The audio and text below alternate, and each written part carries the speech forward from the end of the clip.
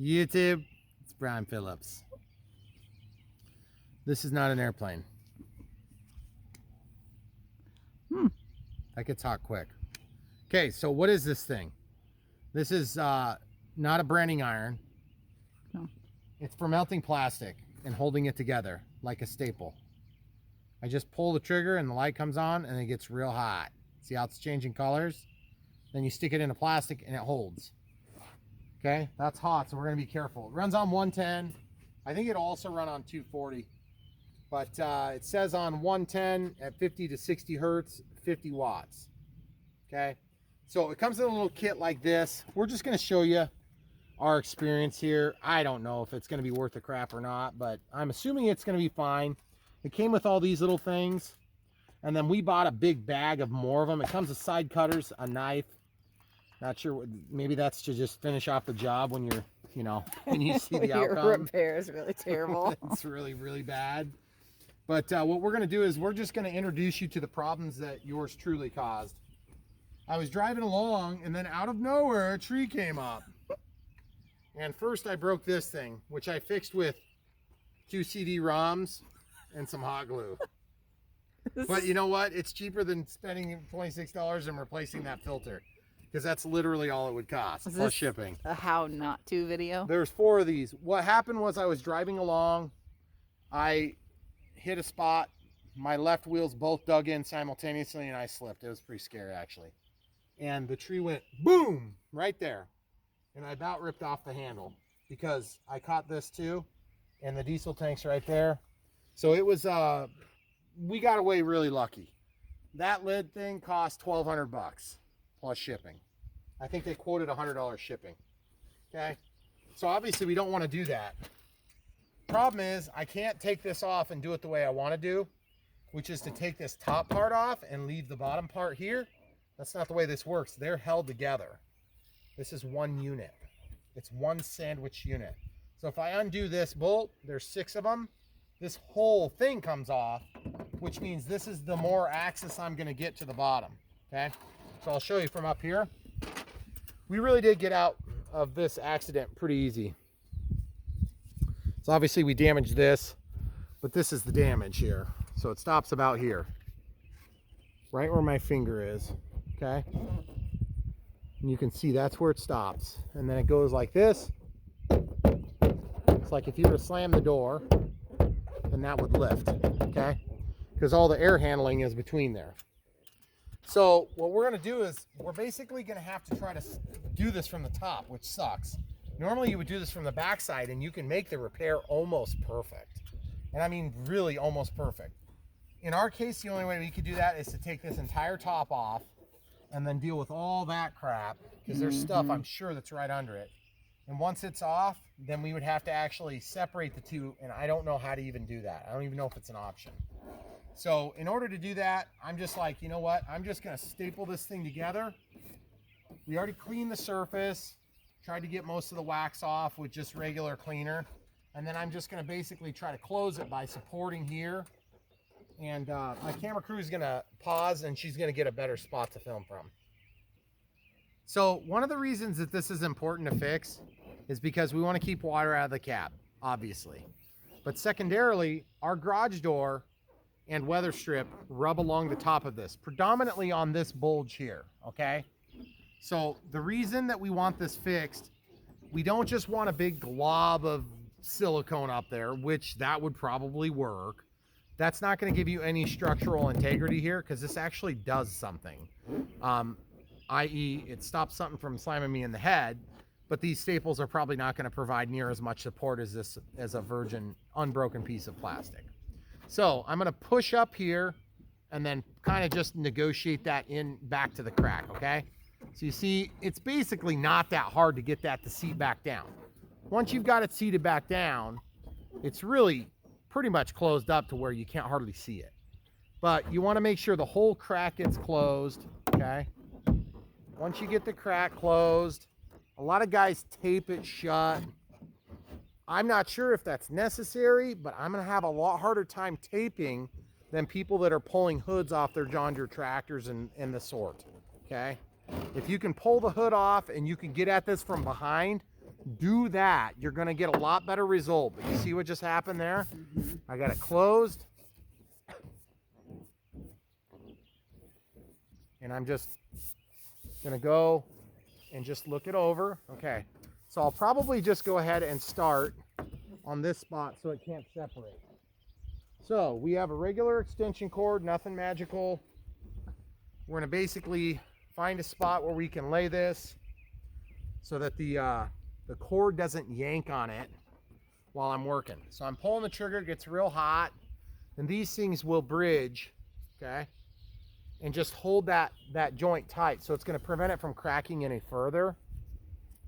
And I'm just going to go until it looks hot as hot gets. And I have no idea how long that is. This is just guess and check at this point. That's pretty big. It almost looks too big. Put it in, heat it, give it a half twist, let go of the heat, and jank it out. Okay? And you're like, but Brian, that looks like a turd. Well, yeah. Normally this would be on the inside. Okay? Now you want to let that cool for a second. And I'm going to go ahead and I'll just show you what's in this kit real quick because I can. Camera crew, can you see that? Mm-hmm. So I'm just going to open this kit. You guys are at a bit of an advantage because the camera crew is able to see really good up on top, and I'm not so much. Now, this is probably going to be warm so I got to be careful to stick this in, and I'm kind of reluctant to do that, but I'm going to do it anyway. I just wonder if I need to. That just fell out of my hand. It wasn't hot that I could tell. So what I'm thinking is I might need to get a pair of needle nose pliers just so I can feed those in and not have to worry about burning my fingers every time. So I'm just going to be super lazy and do it this way. Just until I know that it's going to work and not burn me. Because when you let go of the trigger, it's not passing current in there, but this thing is still hot. It's going to say hot. Okay? So there's our first melt.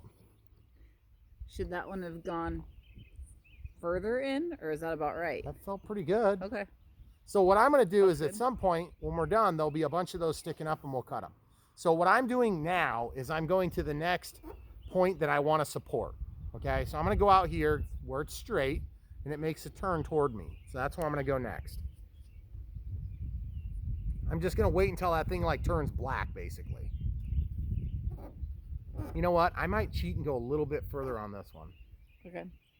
Because I can kind of hold it together then easier. I could go lengthwise like this. What do you think? You could. Just a little bit of depth.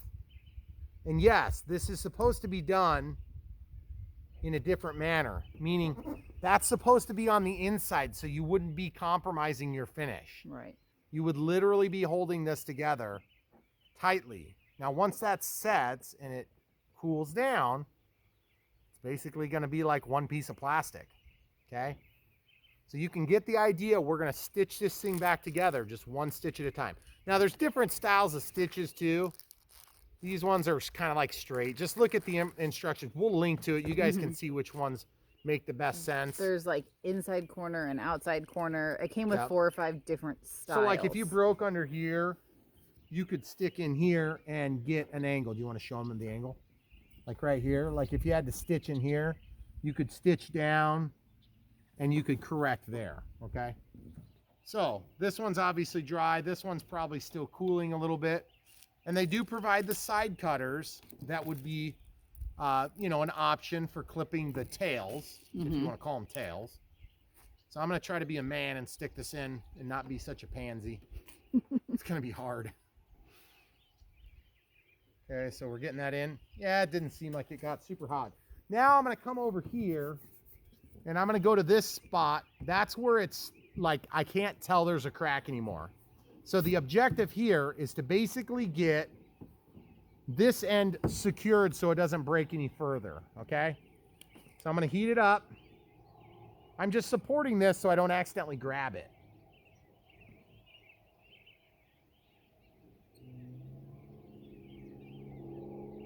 Giving it a couple wiggles, twist, let go, and pull. I paid attention to how thick it was, and it's not like exactly rocket science doing this. I mean, if you screw it up, it's gonna look like crap, and if you do it right, it's gonna look good. So you can see how thick it is by just looking at the plastic. Yeah, it's a lot thicker than I guess I was anticipating it being. Yeah, so some guys are, saying it's really, really hard and all this stuff, and I'm like, it's not really that hard. The key is here, we're gonna be stuck with a bunch of little metal pegs sticking up. Right. So I'm gonna have to take a grinder, and I'm gonna have to clean all these spots, which is gonna suck. But you know what? You know what else? All I had to do was not slide into a tree, and I wouldn't be fixing this. Yeah. So we'll pause, and we'll basically come back if we run into a problem, and we wanna share the solution, or we'll come back if we get burned badly and we figure it's worth good TV value. All right, YouTube, so we're still continuing onward. This has taken us probably, like 10 minutes? 3 or 4 hours. No. 3 or 4 days. No, it's not been that long. Basically, the biggest period of time you're waiting for is not to heat, but to cool. So as I've gotten to the end, this seam has given me just a little bit of trouble. And so I'm really having to press hard to get them to kind of reseat. And then you got to be really mindful to give it a twist so that it kind of locks into the wet or soft plastic. And once it gets cooled enough, you just pull it right out. It's really easy, but then you got to remember it's still soft. I had 2 of them fight me and want to kind of come out, which is not great, but it's also not the end of the world.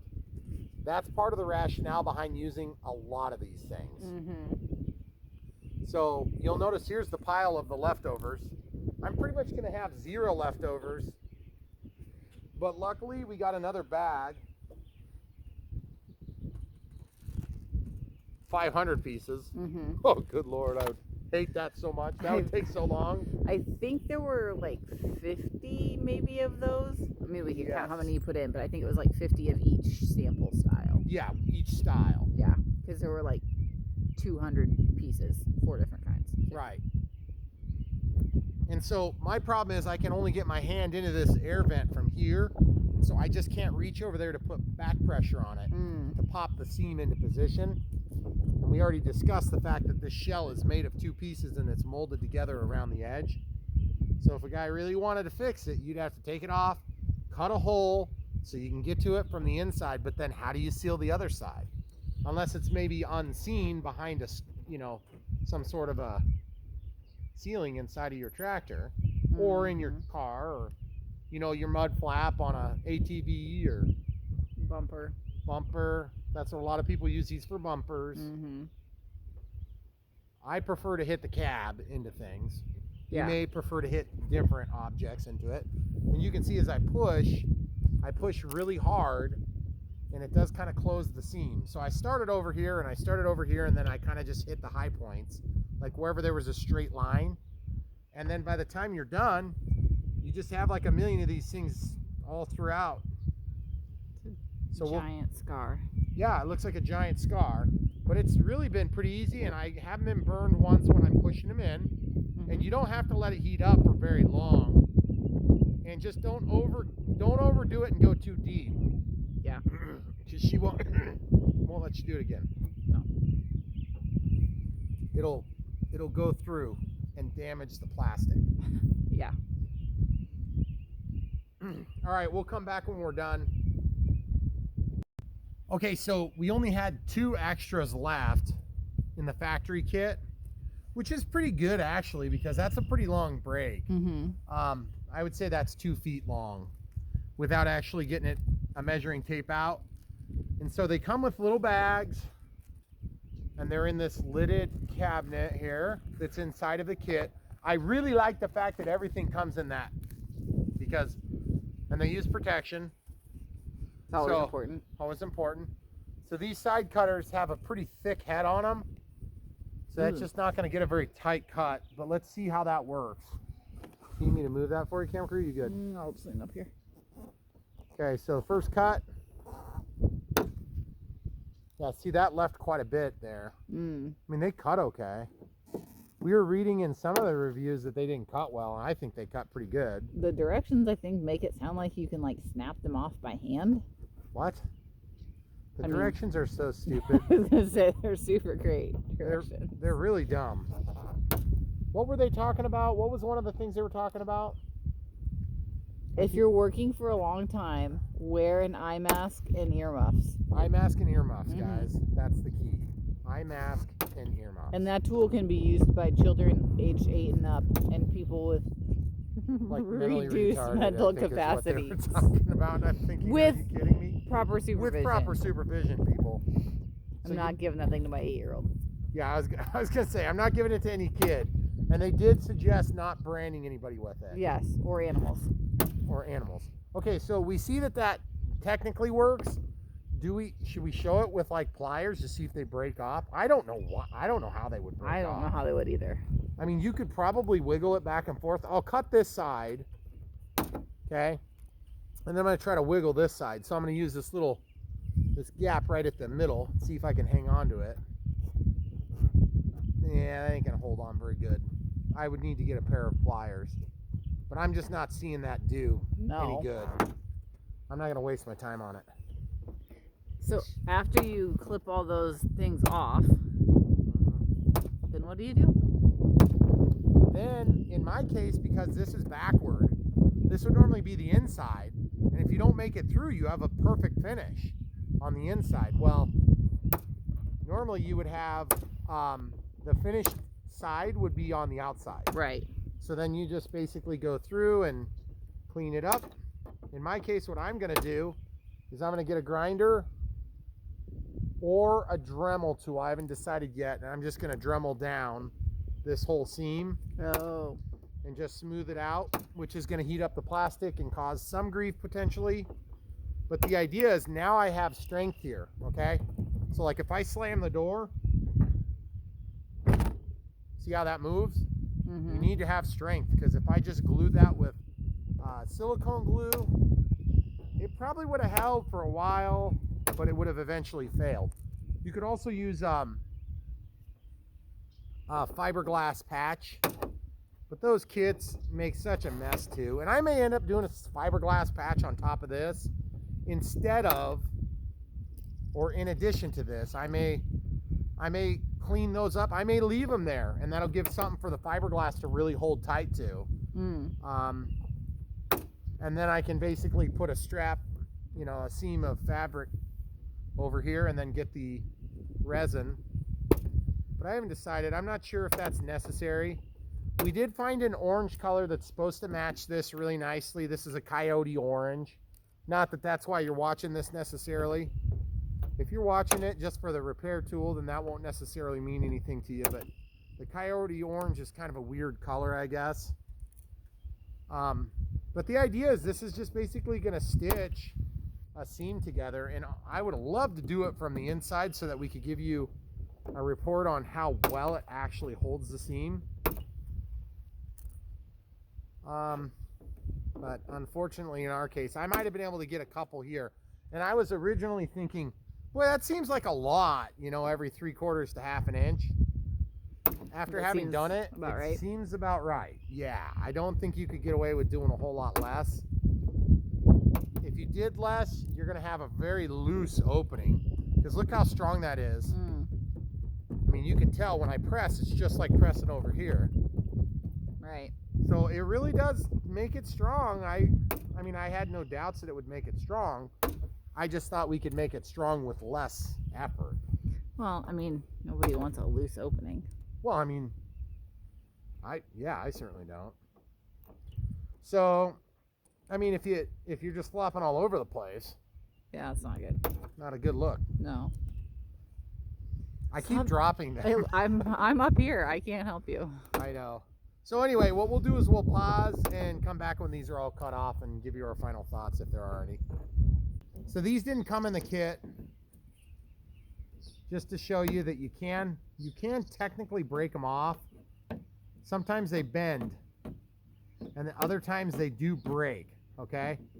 So I've had a couple that do break and a couple that don't. It just kind of depends. And see, like that one wanted to lift out. So So that's not so good. So because it wanted to lift out, I'll show you my remedial action. I'm going to take that, bend it, line it up, reheat it, get it heated, and then walk it. I'm twisting just a little bit. I mean, it takes like virtually no pressure. And then go ahead and pull out. Okay? Pull out's the hardest part. You got to get the timing right. Exactly. Now this is a super high quality tool shop version of the same. Tool shop guaranteed for life to fail. Yep. And I'm just going to use this as a, an alternative to what came in our kit, just so you can see how that works. They're just slightly bigger. I really like that this kit comes with everything that you actually need so far to kind of start the project. Not to finish it, of course, but just to start it. Because who wants to finish it too, right? But I mean, it's basically fixed, You wouldn't have to do anything else. If you were fixing the back side of this, if this was a bumper on an ATV, or a gator or something like that, or a tractor, then you'd probably be fine. But the thing is, if you're embarrassed of your screw up, I mean the tree screw up, because really ultimately the tree screwed up. Right. Because it got into a fight with me, and look where it is now. Is that like an emergency landing? Like an emergency landing on an airstrip Yeah. that's hundreds of feet wide with a radio controlled airplane. Do you run out of battery? Yeah, emergency landing, my bud. All right, we'll come back when this is done cutting. All right, here goes nothing.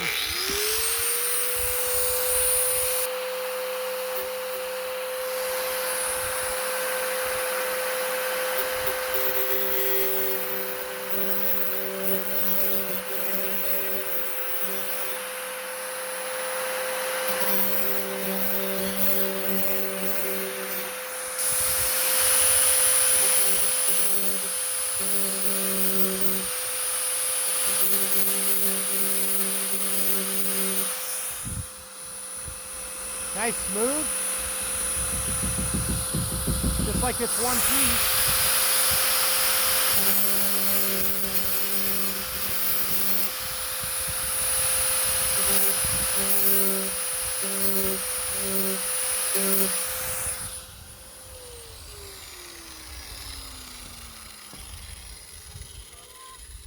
So, don't look up. Great. Oh, sheesh. So basically that's gonna smooth out the top nicely. I'll have to get a little bit closer. But you can see it's taking off the steel just fine. Yeah. Not getting cut, not ripping up my gloves. So I'll just continue that. I'm just using a grinder with a regular, I don't even know if that's masonry or steel to be honest, but it doesn't matter because it's taking it off, so I don't care. Yeah. So we'll continue. I've got a really good angle where I can see right where it's gonna hit, so it's easy to control. So we'll go ahead and we won't even film the rest of this. We'll just show you when we get it done and come back. All right, guys, so basically that's grinded down to flush. See how strong it is? I mean, I'm pushing hard, guys. I'm pushing hard. I'm not trying to hide anything here. Okay, this is where I didn't repair, and this is where I did. Now it's on a seam, and it's, it's strong back here too, but the thing is it doesn't give it all. Now I can feel a little teeny bit of bulge, so this is where you could sand if you really want to do that. A perfect joint. And then like this one here has a bit of an opening, so let's try to show the people what we're talking about. Do you have the flash on? I don't yet. I'm going to turn the flash on. Okay. I don't know if the flash actually helped. You see like that one there? You can see in there, okay? So the lights just came on. But basically it feels smooth. It's definitely not going to cut my hand.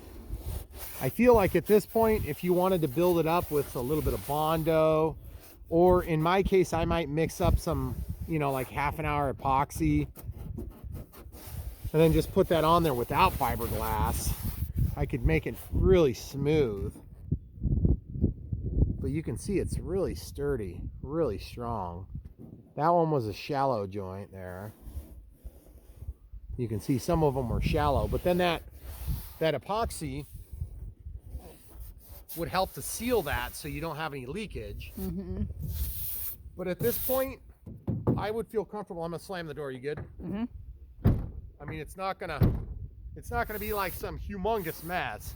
Right. I don't know if water's gonna get in there or not, but I can definitely tell you that it's strong. I'm pushing from the bottom. Can you feel the seam from underneath still? Yeah, because it's only so thick. Right. So I mean, that stuff is only probably, I would say, somewhere between a 32nd and an 1/8 of an inch thick, depending on where you are in this. Mm-hmm. So maybe 2.5 millimeters of thickness. So it's just not very much to hang on to. And we were on a bend, so that was a really critical spot. But I don't feel like any propensity to want to continue cracking. Mm-hmm. I got maybe like 1 or 2 high spots here I got to take down. I just noticed. But the thing is, it's just feeling it. It feels pretty good. I mean, you might almost just be able to paint the thing, and then just like the paint will just fill in those little teeny gaps. I could also go through with another type of material like a super glue, a CA, and I could fill those holes, and then that would just fill in the gap, and then paint over it. But I'm not sure what I'm going to do. I'm not sure. It's getting kind of dark. I don't want to rush it. This is a almost brand new tractor. It's like 54 hours on it, so I can't believe I'm okay taking a grinder to it. But at the same time, this I could go out and use. What I had before, it would have been unwise to do that. But you could have also taken and just slathered, like goop on there, and it would have dried and held it somewhat. But then the first time you slam the door wrong, it'd probably break the seam. So this is strong now. It's strong like it was. And plastic is so strong. I mean, it's plastic. It's never going to be any stronger than it is. But the steel on the hood is steel on the hood. So the drawback on steel is that when you hit that with a branch, it dents. And then you have to pound it back out, and then, your paint breaks off.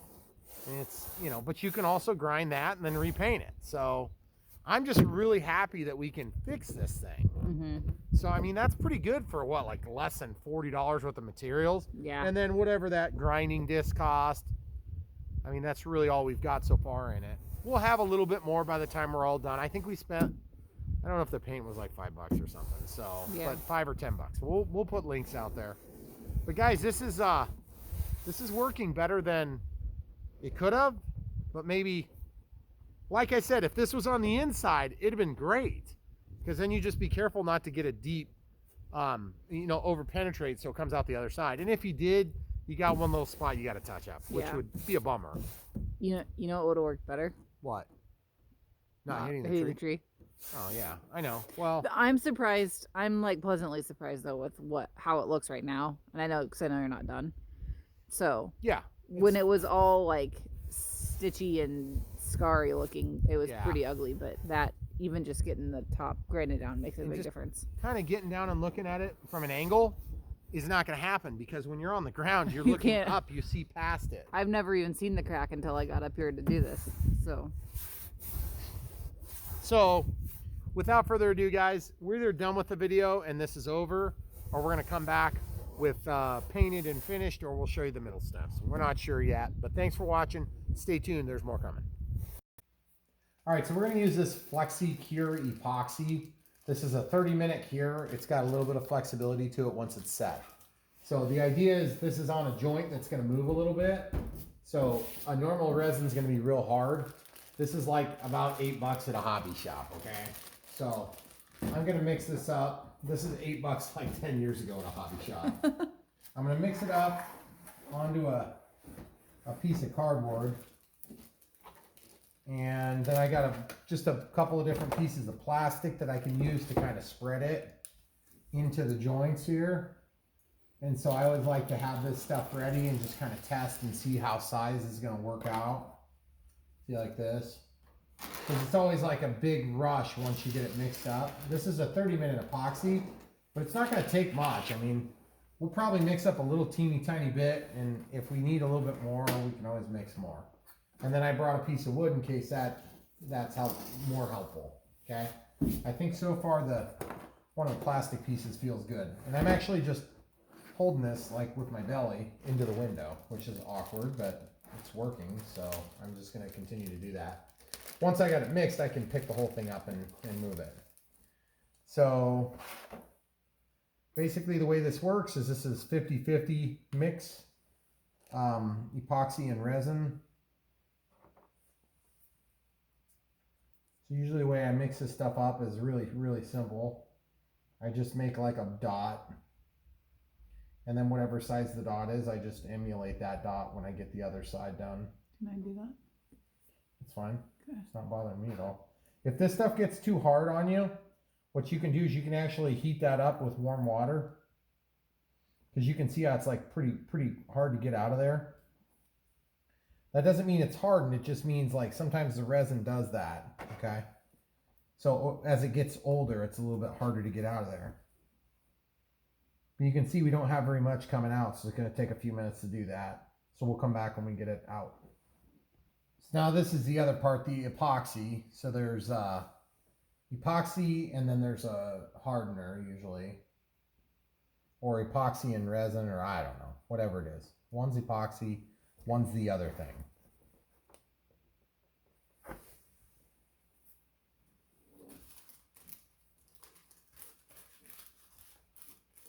Yeah, they call this part A and part B. So they don't tell you on this kit. So you can see this stuff is a little bit older. So like I said, if you want to mix this up and have it get out of there a little easier on you, then what you'll want to do is just warm up a cup of water in a microwave and just set these bottles into the warm cup of water.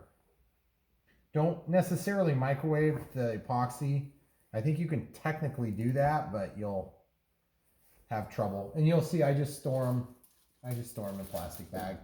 I used an isopropyl alcohol just to clean this off right before we came on camera.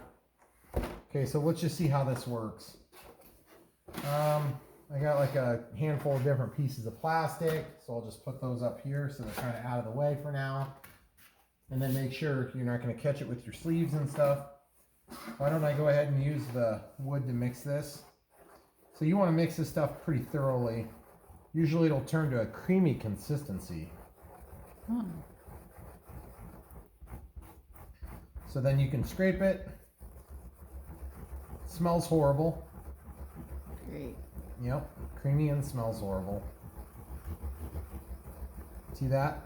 Mm-hmm. Looks delicious, doesn't it? It does not really. Okay. So anyway, so once you get that mixed, this stuff will work for, honestly, it's a 30-minute epoxy, so you'd probably be safe to say 20-ish minutes and you'll be comfortable because you'll have the same consistency for the first 20 or so minutes. Okay. So now all we need is we basically just need to fill like the small holes and cracks. So I'm going to just go ahead and start working it down the joint that we repaired. Okay. I'm not going to worry if I get a little drip like I did there. That's super annoying because I'm going to take and just wipe that up with alcohol, because this thing is like a static charge is what it is. The whole plastic thing is statically charged, really strong. Like when I started this project, it was weirdly strongly statically charged. Okay. So then you can just kind of run that along, kind of spread it so it gets into the bigger grooves. It's not going to be perfect. You don't care if it's perfect. It's not going to be perfect, so don't worry about it. But the idea is you want to spread it so that it covers up the whole seam, or at least the whole seam that you can do with the insufficient amount that you made because it was too hard to squeeze out of the bottle and you're too lazy to get down from your ridiculous perch that is a bunch of blocks of wood stacked on top of each other. But as you can see, we've got enough to cover that whole seam, just not necessarily fill everything perfectly. So then you can scrape it and just kind of work it around until you do fill all the voids. Okay? Now, I'm not looking to build this up at all. I'm just looking to fill up the cracks. Okay?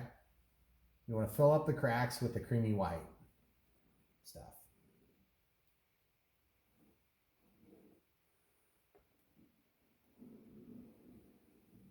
Okay, so now that I have that started, you see all that? Mm-hmm. It's ridiculous. What the heck? Super staticky. Okay, so now I can take this and I'm going to scrape it. See, and that's just going to pick up anything over the surface. I got to do this, so I'm sorry you're going to have to move the camera. Mm-hmm. Okay? So look how much extra we have. Yeah. Isn't that incredible? That how is far crazy. that spreads? And that's why I said cut your plastic first. Then you can go back and like go slower on areas where you feel like maybe you had a little miss. Okay? Just like this. And the idea is you're not looking for perfection here. I mean, you crashed the tractor into a tree. So like you're going to have some imperfection. You can sit there and sand it all day long if you want, but I wouldn't recommend it. That's just a waste of your time, okay? But you'll notice that looks pretty freaking awesome already. Yeah. Except for maybe like right there. Well, now I can go back with the plastic and get another bead, okay? And just fill it. Just go sideways like this, and then I'm gonna go flat like this instead of trying to scrape, okay? Now that I've done that, you can see, if you kind of give them a close shot, you can see that we're basically kind of good. Now this is alcohol in this rag. Look at that, comes right off, no problems. Okay. That's pretty good. It actually looks really nice. I'm sorry, I didn't mean to say that in a surprised tone of voice. I know. Except that you did. You big jerk. Hey, I'm not the one that ran into a tree. Listen, the tree ran Thank into me goodness. for the 5th time. I'm glad I didn't. Yeah, I know. Thank goodness it's right, actually. So anyway, you can see that we've got a pretty good finish. Now, you could go over that with some sandpaper or whatever ridiculous amounts of wasted time you'd like to spend on it. My guess is that you won't need to do that because this is going to be plenty good to receive the paint. Like at this point, you're talking about like nothing, you know? Right. You can't even see this from the ground with nothing on it. No. Okay, just to be clear. So that little teeny bit of epoxy, that little teeny bit of work, actually, I feel like that was a pretty good use of time. Yeah, I agree. Now, I could maybe use just a little bit of a rough wipe down on that spot. There was just one spot where I could see like a bump. See, I barely took any off. Okay. All right, guys, that's pretty much it. So now this just needs to set up for approximately 30 minutes, and then we can touch it up. So what we'll do is we'll pause, and we'll come back at the end of this and just kind of evaluate. I'm going to look real close off camera. I'm going to give you guys a close-up shot too, actually. I'll just lay this down for now, and I can give you guys a shot. Now, you don't want to, like, bump this a bunch right now, but I want you guys to see close up. See, it's not like we're doing camera tricks here. It's pretty good finish. Like right there. That's filled, except for that spot. So we need to try to hit that one spot. Okay.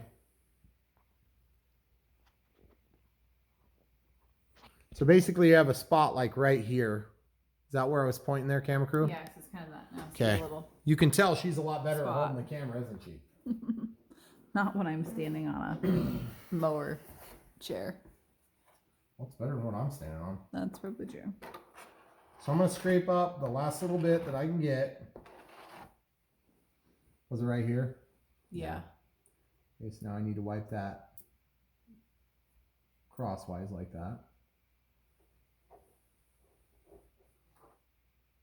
I'm going to go backward now. Okay, just trying to get that one little whatever that is out. Okay. Again, this is on top of the roof of a tractor. That's taller than a person. By a long, I mean, if you're taller than this, you are one tall guy. You're not going to be driving this thing because you're not going to fit in there. No. So if you're that big, you know, watch out for stones and slings, you know. All right, so the next step is now we wait and just kind of look and see if there's any spots that we want to hit with that little bit of alcohol that's in here. Like there's a little bit of, I was saying how staticky this is. And so make sure you rotate your rag so you get to a clean spot, okay? Otherwise you're just gonna make a mess. But you can hit this right now around the edge. You just don't want to hit the actual epoxy that you're keeping. Okay? But yeah, that looks pretty awesome. I'm very satisfied with that. It's very strong. I really want to just like push on it right now, but I know I could compromise the seal, so I'm not going to do that. And this is going to be actually probably a little bit stronger than the plastic when it came out, because you actually have steel stitching in there now. So I don't know if this is plastic or fiberglass. I'm pretty sure it's plastic though, because I don't feel like I need to itch, and I also have poison ivy. I was gonna say. So I'm pretty sure it's not fiberglass.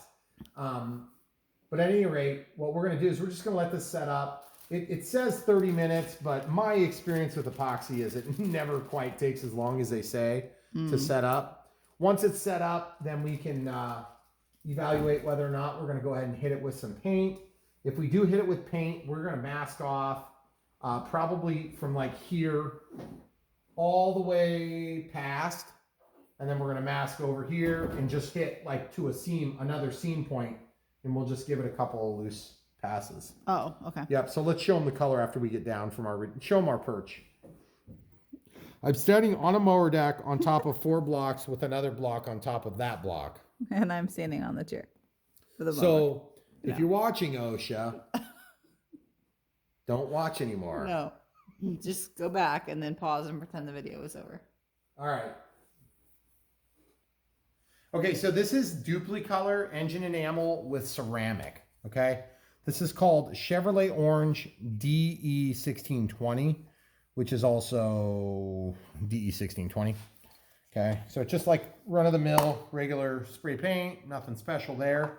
I actually got some of this to touch up some machines at work because it's just like almost really close to one of the scales that we work on, called LTS. But if you look at this, that color match looks pretty good on the cap. Now, is that going to be perfect? I don't know. I mean, I don't think the paint is anything to write home with or to write home about on this machine. But I can tell you that I screwed up here at one point. I had a safety that worked, and I forgot it was in there. And I lowered that cylinder down under power. And it did slow it down. So it would have worked fine to protect me in that event from just the hydraulics relaxing. But I scraped the paint here, so we could actually wipe that down and show them real quick if this matches. But this is, I think this was like $8.50 or something like that. Yeah, something like that. So it's not anything, it's not the cheapest paint you can get, but it's also certainly not the most expensive paint you can get either. So we're going to prep the surface and we'll just do a quick blast on there and see if it matches real quick. All right, so we shook this up for a little bit. We got some masking around here, and then I did tape off just on the cylinder here. So we've got grease in the joint there, so that should protect everything, and then this will take care of the rest. So, okay. And you know, touch-up paint's never a perfect match anyway, in my experience, because even if this is a ceramic enamel paint, this is, you know, sometimes you'll find that it's a powder coat instead of a paint. So we'll see how that looks.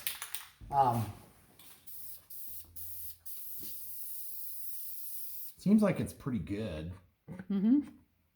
Smells strong. That's usually a good sign. It's pretty close. It seems close. I mean, it's wet right now. Right.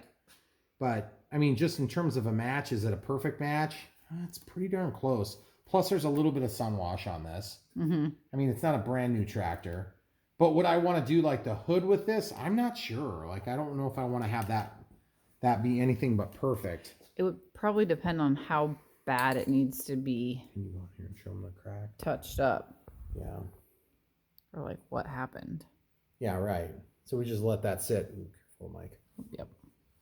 So yeah, I would say that's, you know, I mean, that would definitely pass as a match. Well, especially up there where nobody's actually going to see on the roof. Oh, sure. Yeah, right. So I don't know. That's a pretty good match. So I guess what we'll do is we'll just pause the video and give that a couple of coats. And then I don't know if we'll come back and show you that or if we'll just come back when we're doing that. But here it is. Hey guys, so we're just coming back after like the third coat or so. It looks pretty awesome. The match is really good. So that looks good. So I'm going to peel the, it's always fun to watch peeling the masking tape. Okay, so you can see the before and after because the tape was thicker. So that's a nice line. I like the color. It's really close, not perfect, but it's going to be good enough for what we're doing here. I can get the masking pulled, and then we'll have to wait until tomorrow to really finish this project because that epoxy needs to set up probably overnight. But it looks really good. I think it's going to work. I think we're going to be good with this. So stay tuned. All right, so this is what it looks like the next day. It's set up nicely. The epoxy's good. My only problem is there's just a little teeny bit of indisparity on here, so I'm going to take it out with just one of these 3M sanding blocks that's worn down. I'm going to use alcohol to wipe it down, and then we'll see how that looks. I just cut this big piece of cardboard here to just kind of block the overspray from the spots I know it's going to want to overspray, and I'll just be mostly careful. So we'll see how that goes. All right, so I sanded over this surface. You can see it's kind of dirty. Okay, so it doesn't take much to get that scuffed up. And then I'm just going to use alcohol to wipe it down, and then we'll come back when we're filming. We'll come back when we're painting. Okay, so we're going to use this this engine enamel with ceramic just like we did on the earlier clip, and it matched really nice. So just getting it started, and now we're going to just kind of give it a few real light passes.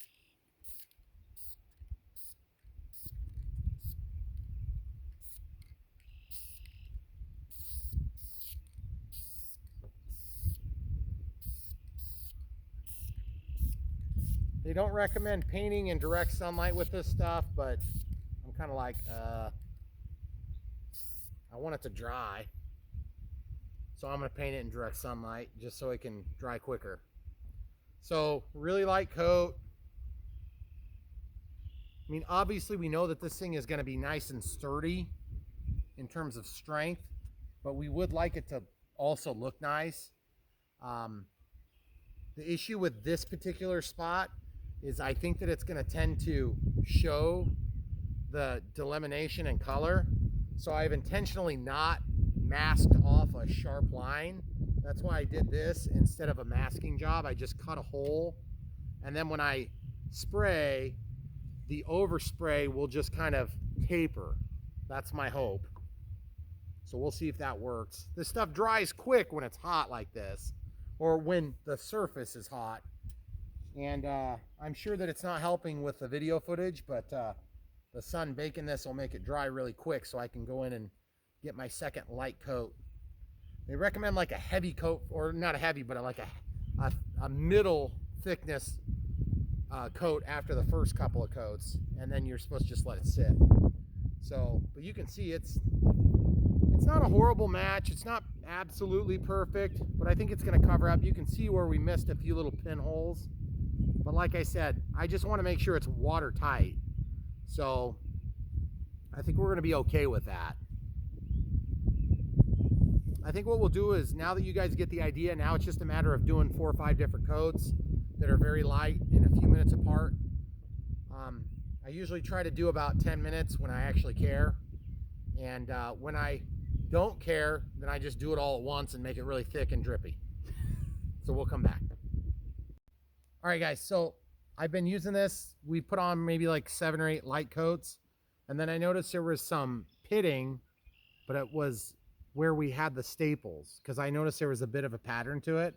And so I came up with a solution that sort of worked, and I'm going to show you. I took the spray paint and I sprayed it on this piece of cardboard, and this is a trick I learned a long time ago. What you do is you take a toothpick and you can kind of scrape the paint into a bit of a puddle. It's working good because it's running down here, and you just get it to where it drips like this. And then, like, see this pit here, you fill the drip like that. You get it to where it's about to drip, and then you just put it down. And then what you do is you kind of repeat that process a couple of times. And you go through, and while it's nice and fresh like that, it will actually fill some of those real small ones. If you got big ones, it's not going to ever really be perfect. Like this is a pretty big void right here. And I'm just going to touch it. And then right here, there's a spot right here. Trying to use my left hand so you guys can see that one. You see how it's sticky now? It's because I'm getting out of the fresh paint. And you got to be careful you don't have that tail. See what happened with the tail? Believe it or not, that will actually be corrected with my next coat. So if you scrape it, after about 30 seconds to a minute, it gets thick like this. So you can fill some pretty big voids. It's a bit of a pain. But as you can see, that string coming off of there, you got to be careful about that. You don't want to get those strings onto the rest of your finish. But if you have little spots, like there's a low point right here, I can actually fill that in with paint.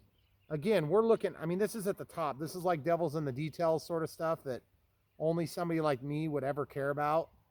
And yet I'm too lazy to actually sand it properly. So. Do you want to show them from your perspective kind of midway through? Yeah. I'll pause it and hand it to you. Okay, so trying not to get paint on the camera.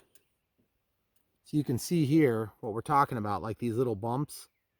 That stuff will actually blend quite a bit.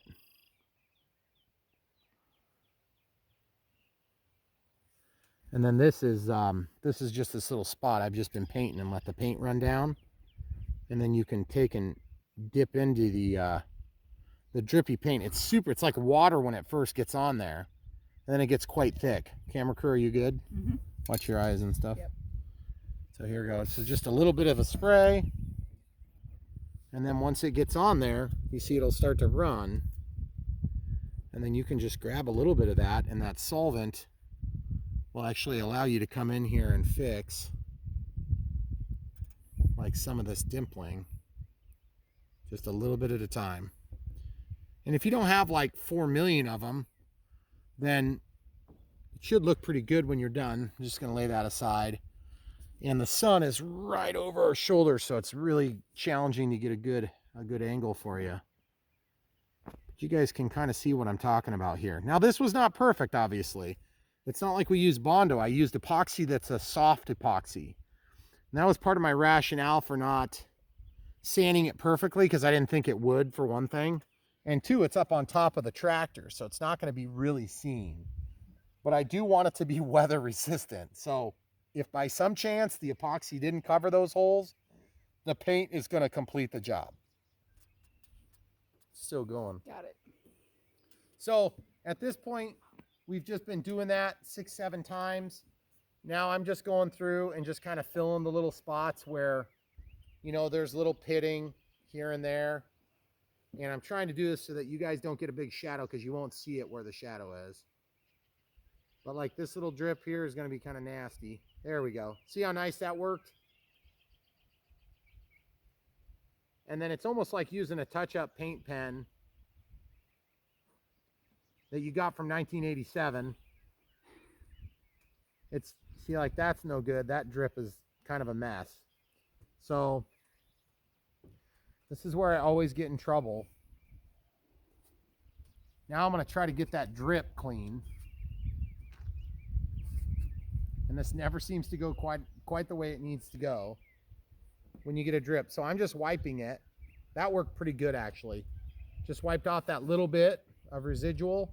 And then when I come in here and do my next coat, that will blend right back in. And you won't even know it happened, which is good. Speaking of, I'm going to do another coat. You want to see if you can give them a shot? I'll try to do this. Yeah. Okay.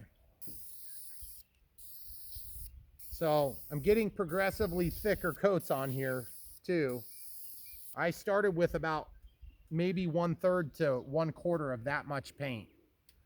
But then that helps to soften those bumps. It's totally covered now, so now at this point, it's just a matter of, you know, getting it to my taste so that I know for sure when I go through the weather strip on our garage door, won't rip it off. It's not going to take off the epoxy, but since this is epoxy painted, I think that the epoxy is going to have a weak bond. So I don't want it to take it off as soon as we go in 4 or 5 different times. So I'm pretty happy with the way it's worked so far. Obviously, when we're done and we get all the masking off of here, then we will give you guys a quick shot of it. I would say that that little stapler, which was the whole reason you're watching this video, I think, or just to enjoy my failure here with me, I would say that thing works really nice. Like, it did everything I needed it to do, and it did a pretty good job, and it wasn't very hard. Like I said, the fatal flaw on this application is that I couldn't turn the thing inside out. And that's where I ran into the biggest problem. If I could have had this, like if it was a hood and I could have opened it, worked from the underside or whatever, it would have worked really nicely. So that's getting real chunky now. So if it gets chunky like that, all is not lost. You just kind of have to do another quick spray. And then you can get back into it and it will run right into where you need it. Oh, that ain't gonna pick up. There you go. You gotta get a little bit more paint, guys.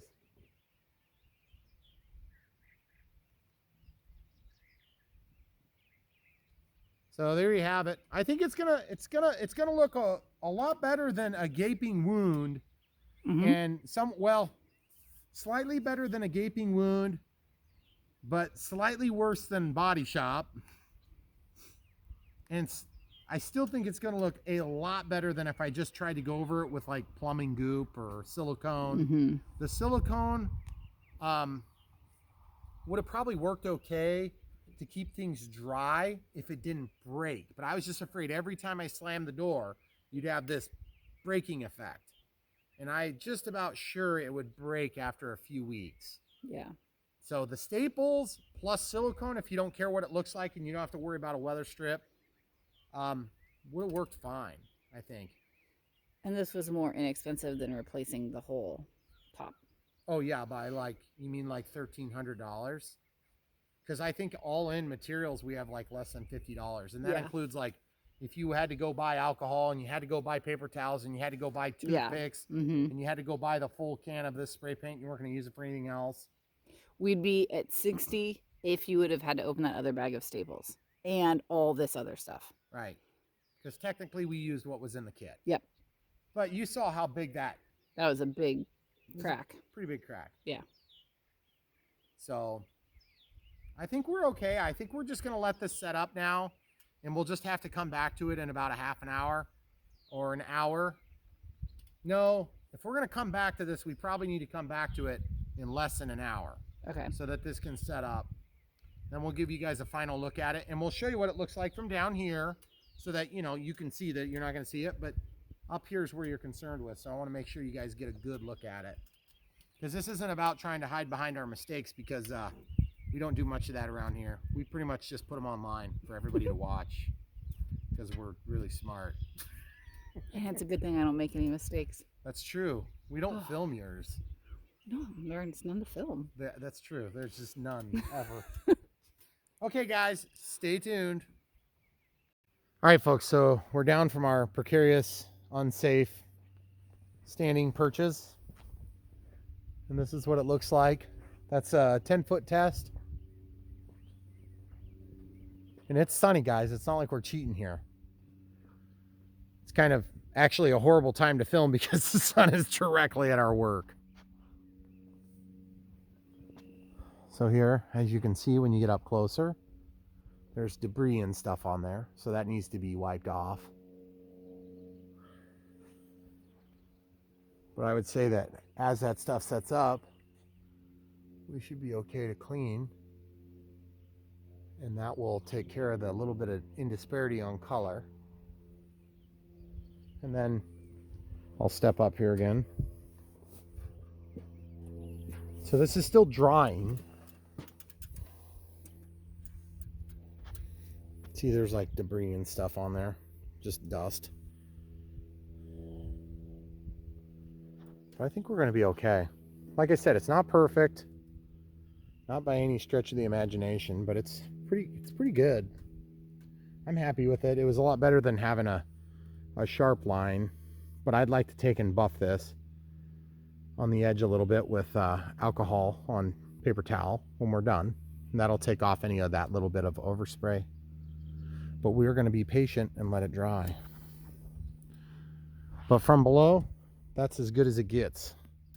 And that is totally sturdy and strong now. So we'll show you the last final clip when it's all done, cleaned up. So Megan and I were just talking, and we realized we never did show you this after it was all dry. So you see, it turned out pretty good.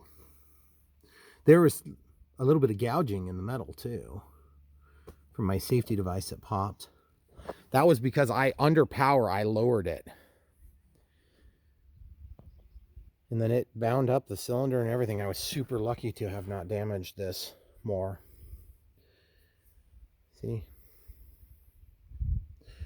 All right, just wanted to show you. It's a good match. It's not 100% perfect, but it's pretty good. All right, stay tuned. We'll show you when we're all done. So Megan and I were just talking, and we realized we never did show you this after it was all dry. So you see, it turned out pretty good. There was a little bit of gouging in the metal too from my safety device that popped. That was because under power, I lowered it. And then it bound up the cylinder and everything. I was super lucky to have not damaged this more. See? All right, just wanted to show you. It's a good match. It's not 100% perfect, but it's pretty good. All right, stay tuned. We'll show you when we're all done. All right, folks. So there you have it. Totally done. We're satisfied with it, Megan and I. You can definitely tell that there was damage there, despite our best efforts. And when I say best, I mean could have been better if we would have cared. Looks good. I'm happy with it. The blending isn't absolutely 100% perfect, as you can see from this here. But to be honest with you, I think we're okay. I think we're good, because unless you're Kareem Abdul-Jabbar, you're not going to see that. And if you're going to make a stop out here, Kareem, just come on out. We don't have a basketball hoop, so there you go. That's what it looks like. Now, camera crew, you want to show them from down there? Mm-hmm. And you can see this is just overspray still.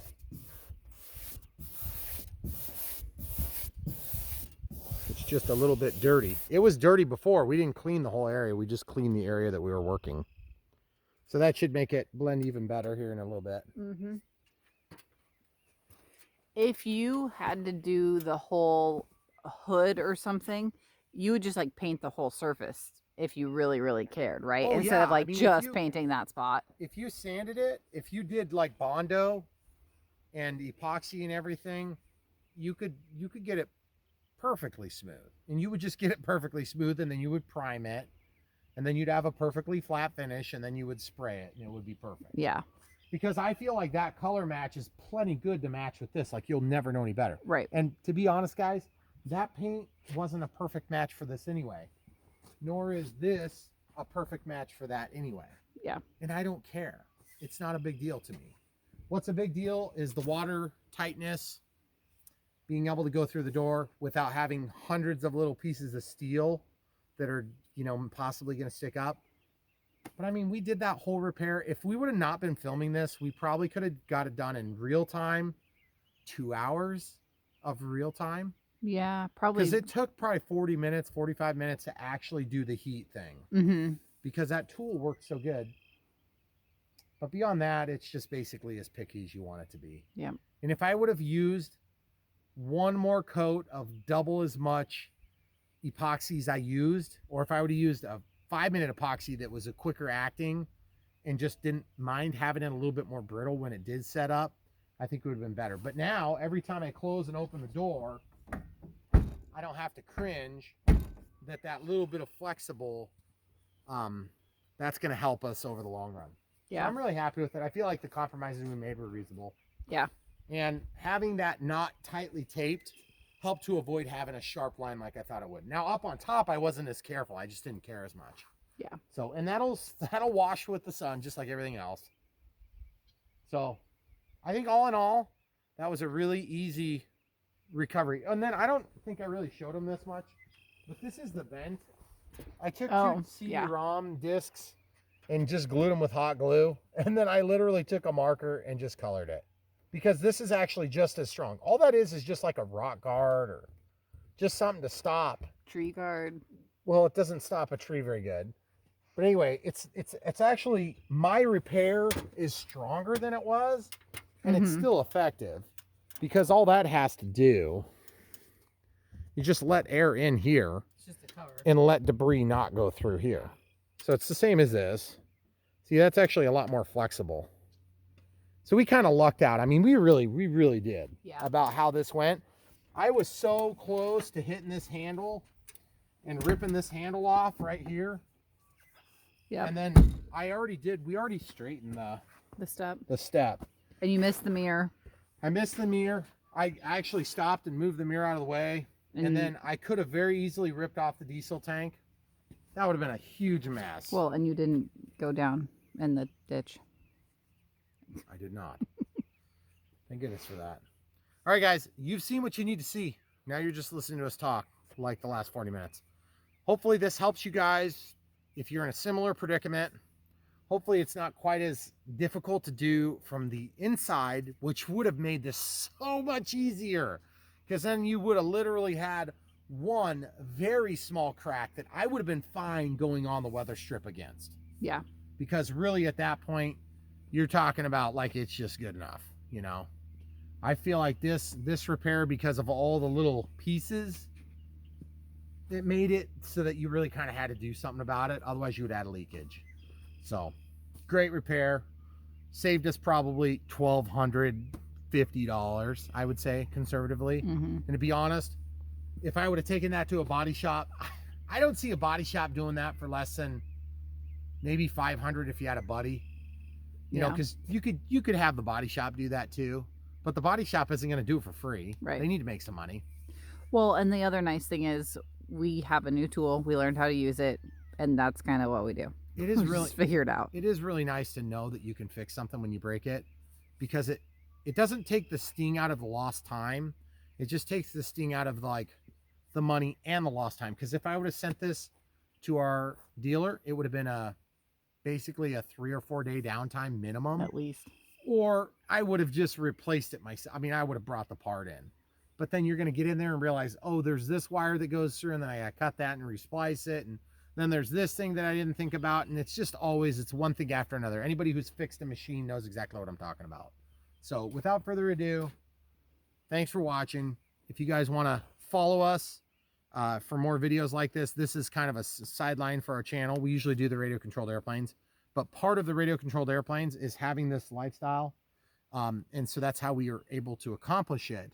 And so we do share some of this stuff, and I know it drives some of you nuts. Sorry, it's our channel. We're going to do that. We do really like sharing it with the people that are interested in the farming side of things. At some point, it'd be nice to have a separate channel, but it's just not really practical right now on YouTube. Let's just be honest. So hopefully you enjoyed it. If you didn't, just wait for the next one. If you liked it, give us a thumbs up. And if you wouldn't mind, when you're thinking about buying that tool, just buy it from the link. We'll get a really small commission, and that helps us to pay for some of the time, and mostly the camera crew's time. My time is irrelevant. So if you buy it from the link, that'll help us out. And we got lots of other links down there. So anything you guys do, following the links really does help us a lot financially. And then giving us a like will help YouTube to know that we don't suck as bad as some people think we do. So even though they might be right, just overwhelm the jerks with the good people. Yes, please. Right? Yeah. And come back for more.